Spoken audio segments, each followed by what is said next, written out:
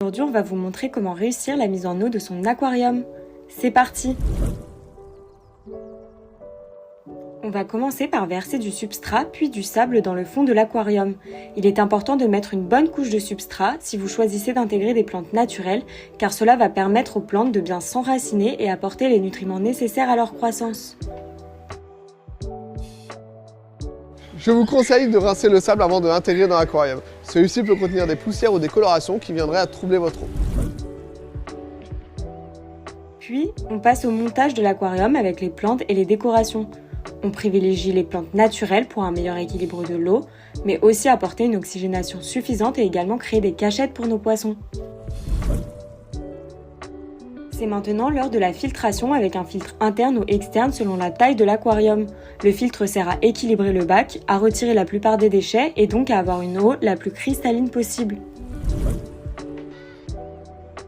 Selon vos poissons, un chauffage pourra être nécessaire. Avec des poissons tropicaux, c'est obligatoire. À ajouter à la liste des indispensables, le thermomètre qui va vous permettre de vérifier le bon fonctionnement de ce chauffage et la température correcte de l'eau. Dernier élément indispensable, l'éclairage. L'éclairage va avoir plusieurs fonctions. Un côté esthétique pour admirer vos poissons, mais il va aussi favoriser la croissance de vos plantes grâce à un phénomène de photosynthèse qui va permettre d'oxygéner l'eau encore plus. Le remplissage peut se faire soit avec de l'eau du robinet uniquement, mais attention, il faudra un conditionneur d'eau pour enlever le chlore et les métaux lourds, soit avec un mélange d'eau osmosée et d'eau du robinet pour permettre d'équilibrer l'aquarium. Le conditionneur sera encore obligatoire pour éviter le chlore de l'eau du robinet.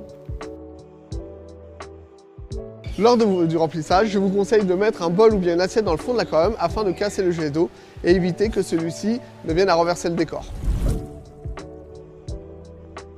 Une fois le remplissage effectué, on va pouvoir introduire les bactéries vivantes qui vont vous permettre d'équilibrer l'aquarium et de partir sur des bases saines. Et maintenant que votre aquarium est plein, il va falloir attendre 3 semaines pour pouvoir intégrer vos poissons, un laps de temps nécessaire au bon équilibre de l'eau et également à la bonne qualité de vie de vos poissons.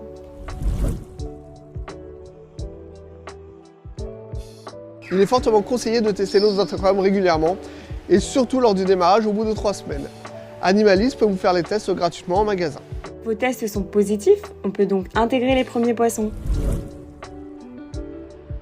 Pour les intégrer, rien de plus simple. Il vous suffit de mettre à tremper le sac fourni par votre animalerie pendant 15 à 20 minutes, de manière à ce que l'eau du sac se mette à la même température que celle de l'aquarium. Après ce quart d'heure de trempage, on va rajouter un verre d'eau de l'aquarium dans le sac toutes les 5 minutes pendant encore 15 minutes environ. Mon conseil est de commencer par les espèces les plus robustes, les gouramis dans ce cas présent, et de continuer par les espèces un peu plus fragiles. Votre aquarium est maintenant prêt.